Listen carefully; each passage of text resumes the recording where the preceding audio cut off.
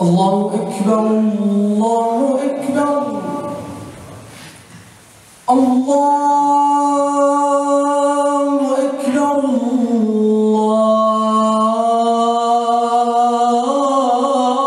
الله أكبر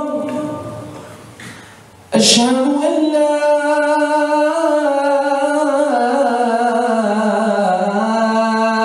إله إلا الله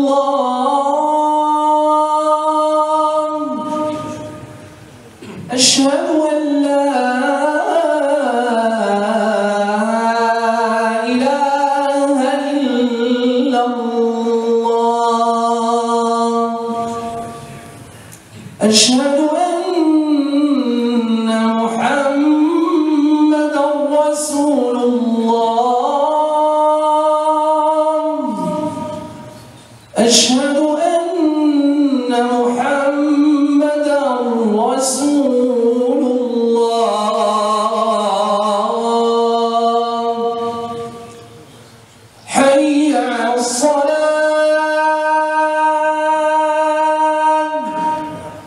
حي على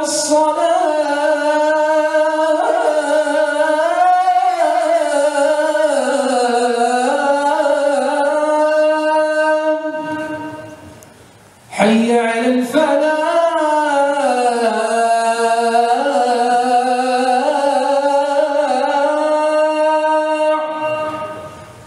حي على الفلاح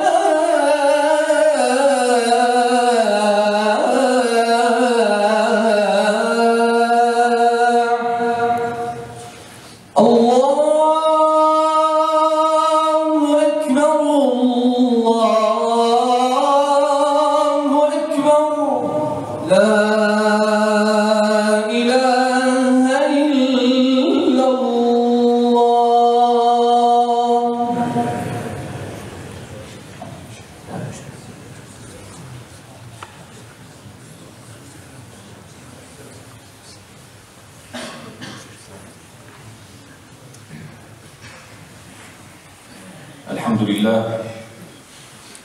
الحمد لله الذي خلق السماوات والأرض وجعل الظلمات والنور. الحمد لله الذي أنزل على عبده الكتاب ولم يجعل له عوجا. سبحان الله والحمد لله ولا إله إلا الله والله أكبر. سبحان الله عدد خلقه ورضا نفسه وزنة عرشه ومداد كلماته.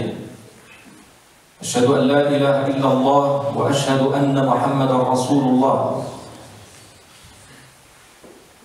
كلمة نسأل الله عز وجل أن يثبتنا عليها وأن يميتنا عليها وأن يحيينا عليها وأن يرزقنا من بركاتها ونفحاتها وخيراتها.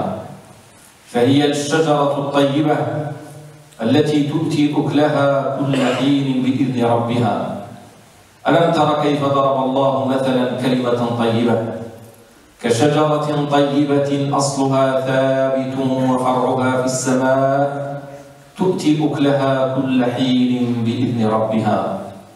ويضرب الله الأمثال للناس لعلهم يتذكرون. ومثل كلمة خبيثة كشجرة خبيثة اجتثت من فوق الأرض ما لها من قرار. ثبت الله الذين آمنوا بالقول الثابت في الحياة الدنيا وفي الآخرة ويضل الله الظالمين ويفعل الله ما يشاء. اللهم ثبتنا بالقول الثابت في الحياة الدنيا وفي الآخرة ولا تضلنا فإنك تفعل ما تشاء. وأصلي وأسلم على الرحمة المهداة والنعمة المسداة والبشارة المفرحة لمن آمن بالله ثم استقام سيدنا وحبيبنا وقرة أعيننا رحمة الله للعالمين سيدنا محمد وعلى آله وصحبه أجمعين. اللهم علمنا ما ينفعنا وانفعنا بما علمتنا وألهمنا في هذه الجمعة كلاما ينفع الناس ويمكث في الأرض. وأخرس ألسنتنا عن النطق بكل حرف لا يراد به وجهك. اللهم اجعل عملنا كله صالحا واجعله لوجهك خالصا ولا تجعل لأحد فيه شيئا. اللهم لا تجعل فينا ذرة لغيرك إن صلاتي ونسكي ومحياي ومماتي لله رب العالمين. إن صلاتي ونسكي ومحياي ومماتي لله رب العالمين لا شريك له وبذلك أمرت وأنا أول المسلمين. ثم أما بعد، فيا أيها المؤمنون والمؤمنات عباد الله، من الكلمات الطيبة التي التقطتها وبلغت أذني وأنا أتهيأ للصعود إلى هذا المنبر، ما سمعته من الأخ الكريم هو أننا في حصة الأدعية المباركة هو أننا نحب أن يبقى هذا التدين وهذا الخير فينا إلى يوم القيامة، أن يستمر هذا التدين في أبنائنا وأبناء أبنائنا إلى يوم القيامة. هذا الشعور وهذا الإحساس لا يأتي من فراغ، ولا يأتي إلا بعد سن 40. هذا شعور قد لا يحس به الشاب المراهق أو الشاب العشريني أو الثلاثيني، وإنما يشعر به ويتذوقه من بلغ أشده وبلغ 40 سنة، حتى إذا بلغ أشده وبلغ 40 سنة قال رب أوزعني أن أشكر نعمتك التي أنعمت علي وعلى والدي وأن أعمل صالحا ترضاه وأصلح لي في ذريتي. أصلح لي في ذريتي يعني أحب أن يبقى هذا الدين، هذا الصلاح، هذا الخير في أبنائي وبناتي وأحفادي وحفيداتي إلى يوم القيامة. وإنما يشعر بهذا ويتمناه ويرغب فيه من ذاق حلاوة الدين وذاق طعم الإيمان، لأن هذه نعمة يشعر على أن النعمة خاصة ما تضيعش. فمن أحس بنعمة الإيمان وأن هذه نعمة حقيقية كيتمناها للناس. اللي كيعتقد على أن الدين هو نعمة كيتمناه للناس. لا يؤمن أحدكم حتى يحب لأخيه ما يحب لنفسه. ولذلك سيدنا يعقوب عليه الصلاة والسلام لما كان في سكرات الموت، في ساعة الحق، في ساعة الصفر يعني في الدنيا، أما هي مرحلة ترانزيت، مرحلة عبور إلى دار القرار. لما وصل سيدنا يعقوب لحظات الموت وقبل ما يلفظ الأنفاس ديالو الأخيرة، جمع وليداته وقال ويعقوب، الله تعالى يقول ويعقوب يا بني إن الله اصطفى لكم الدين فلا تموتن إلا وأنتم مسلمون. واسألهم أم كنتم شهداء إذ حضر يعقوب الموت إذ قال لبنيه، ما سألهم عن مهنة ولا عن وظيفة ولا عن سيارة ولا عن شو غديروا بعد ولا حرث ولا فلاحة ولا أموال، وإنما سألهم ما تعبدون من بعدي. يعني طمنوني، خاصني نكون غسل قبل ما نمشي عند الله نعرف شو غادي ديروا بعد في موضوع الدين، في موضوع التعبد، في موضوع العلاقة بالله عز وجل. أريد أن أسمع هذه الكلمة منكم قبل أن ألقى الله عز وجل. ما تعبدون من بعدي؟ هذا سؤال يطرحه كل أب الآن وكل جد بلغ 40 و50 و60. ما تعبدون من بعدي؟ قالوا نعبد إلهك وإله آبائك إبراهيم وإسماعيل وإسحاق إلها واحدا ونحن له مسلمون. هذه الكلمات المطمئنة اسمعها سيدنا يعقوب، ثم فاضت روحه إلى الله عز وجل. سيدنا يوسف عليه الصلاة والسلام لما غاب عنه سيدنا يعقوب، لما غاب عنه ابنه يوسف الصديق عليهما الصلاة والسلام وعلى جميع الأنبياء والمرسلين، سأل البشير، سأل ما شأن يوسف، كيف حاله؟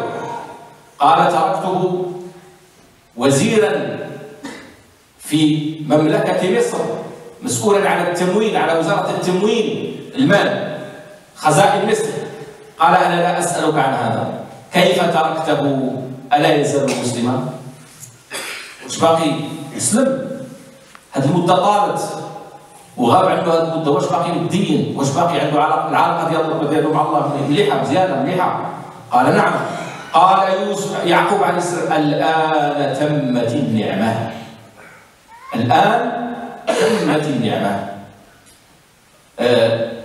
هذه القصة تتكرر في كل زمان وفي كل مكان.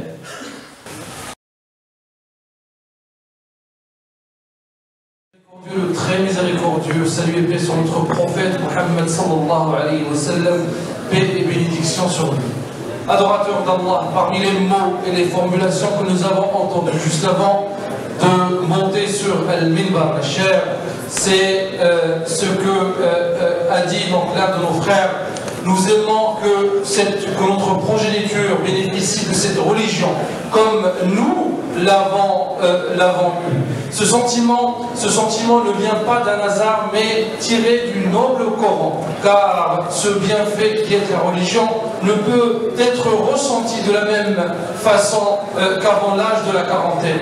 Allah subhanahu wa ta'ala dit en ce sens, et quand il atteint, en parlant de l'être humain, et quand il atteint sa force et l'âge de la quarantaine, il a dit: ô Dieu, fasse que je te remercie pour ce bienfait avec lequel tu m'as comblé, et ainsi que mes parents, et fasse que je t'implore, et fasse que je fasse une bonne action qui te satisfait et guide ma progéniture.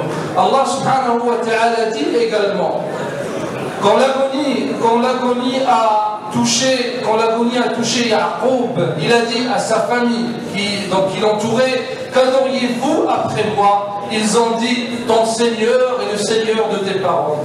Donc cette religion est un bienfait dans lequel nous vivons. Cette religion est un bienfait dans lequel nous vivons, et on ne peut la déguster qu'une fois on a atteint cet âge de la sagesse qui est la quarantaine, ou quand on est privé de ce bienfait. D'où la nécessité de ressentir cette sensation de joie, car l'être humain peut oublier Allah subhanahu wa ta'ala, peut oublier Dieu jusqu'au moment où il sera touché par la difficulté, ou plutôt les épreuves. C'est dans ces moments que l'être humain revient au ciel et appelle Dieu subhanahu wa ta'ala pour qu'il lui soulage cette difficulté. Malgré le fait d'être musulman, certains ne viennent à Dieu qu'avec l'épreuve. Mais le prophète sallallahu alayhi wa sallam a dit: la connaissance de ton Seigneur dans les moments de facilité fait qu'il se rappellera de toi dans les moments de difficulté. Ce que nous devons savoir, c'est que le bonheur éternel fait oublier le Seigneur, Allah subhanahu wa ta'ala. D'où la nécessité d'être vigilant, car les savants et les pieux d'avant, quand ils ne ressentaient pas de douleur, même physique, pendant plus de 40 jours, ils disaient: Dieu m'a oublié tellement ils avaient cet amour pour lui. Ayant donc cette vigilance avec le Tout-Puissant et notre relation avec lui, car les épreuves et toutes les épreuves s'effacent. Toutes les épreuves effacent les péchés et les erreurs que nous commettons dans la vie d'ici-bas. Et dans le hadith, le prophète sallallahu alayhi wa sallam dit: l'être humain est éprouvé selon son degré de foi. Si cette foi est forte, les épreuves seront fortes, et s'il est faible, les épreuves seront moins fortes. Adorateurs d'Allah, ibadallah, adorateurs d'Allah, adorateur d'Allah.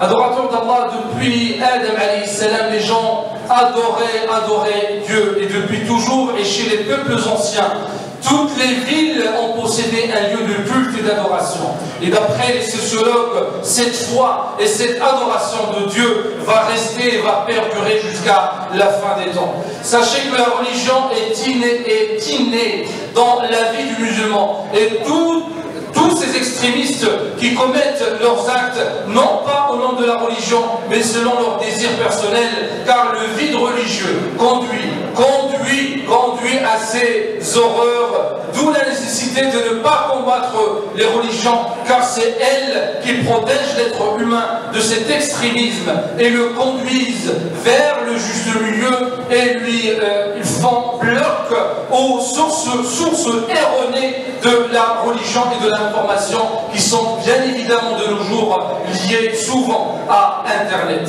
Lors de la deuxième khutbah, dans ce serment à qui assistent nos jeunes et nos moins jeunes, car ils sont en vacances, on leur rappelle cette histoire du prophète sallallahu alayhi wa sallam avec Ibn Abbas.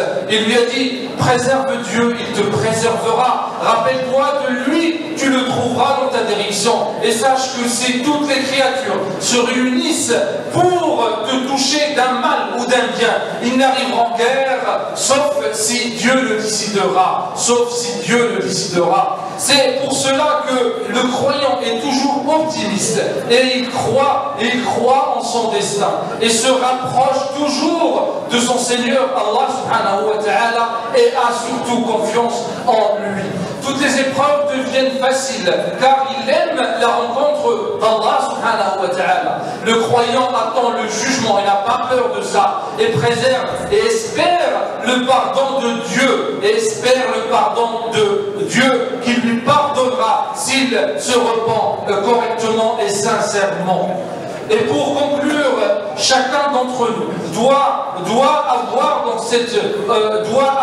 un testament et prévenir ou plutôt conseiller à ses proches pour les laisser tranquilles, comme cette histoire de cet humain, d'un homme que notre humain connaît. Il disait que cet homme en fait était en bonne santé et n'allait pas chez le médecin, mais un jour il a décidé d'y aller chez le médecin, mais avant de partir, sa femme lui a dit, bah écoute, donne-moi donc des conseils, personne ne sait est-ce que tu vas revenir ou pas. Il lui a dit, bah écoute, je suis comme ce verre, il lui a montré donc un verre, je suis comme ce verre, je suis transparent de l'intérieur et de l'extérieur, je n'ai aucune dette envers qui que ce soit. Et cette personne bien sûr décéda pendant sa consultation donc avec le médecin, alors qu'il était en apparente santé, en bonne santé. Et nous conseillons à nos jeunes d'avoir surtout la bonté envers les deux parents, car Allah subhanahu wa ta'ala dit dans le noble Coran, et la bonté, et ayez la bonté envers les parents avec un S, les parents. Donc Allah subhanahu wa ta'ala les a cités tous les deux et sans différenciation. Et ça doit être bien sûr donc la règle. Et parmi la bonté envers nos parents, c'est le fait de leur rendre visite et avoir leur bénédiction dans les tâches que nous voulons réaliser, bien évidemment. Et en même temps, nous conseillons à ces nobles parents d'être indulgents envers leurs enfants et comprendre les demandes de cette nouvelle génération liée à ce développement rapide de cette société. Donc essayons toujours d'avoir cet équilibre et parfois prendre sur soi. وأقول قولي هذا وأستغفر الله لي ولكم والحمد لله رب العالمين.